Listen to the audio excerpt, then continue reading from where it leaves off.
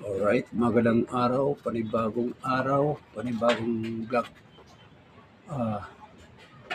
Nandito naman tayo sa ating pag-vlog, no, sa ating YouTube. Magandang umaga sa lahat ng taga-subaybay sa ating YouTube channel.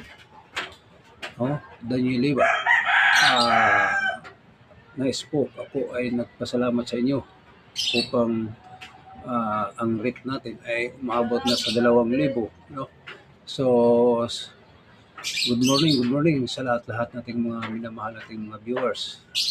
Good morning sa mga DDS vloggers. Tayo po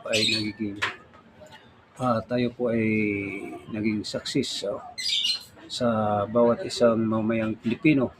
So, ang topic natin dito ay tungkol kay PRRD. Duterte. Si Duterte ay isa palalayain, no? Makalabas si Duterte sa detention facility o pauwiin, no, kasi ang ay lagi nang bumagsak si Duterte sa facility, so nililihim lang sa mga ICC detention kasi mga bayad na yan sila.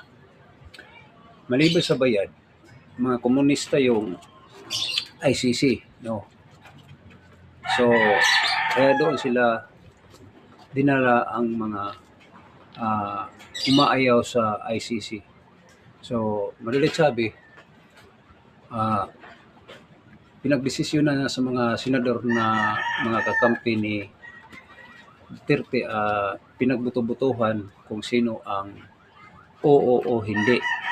So, majority ang oo, na ibig sabihin makauwi, no? So ay umaayaw ang hindi majority. Alam naman natin kung sino. Tatlo sila yan, no? So, mag-abang-abang tayo. So, ang makapunta doon sa Davao, kailangan na magpa-booking kayo ng sinasabi natin dito ay yung papahingaan, no? Kasi na si PRRD. So doon naman sa ICC, kasi nandun pa siya sa detention facility, siya ay magiging nililihim lang, no?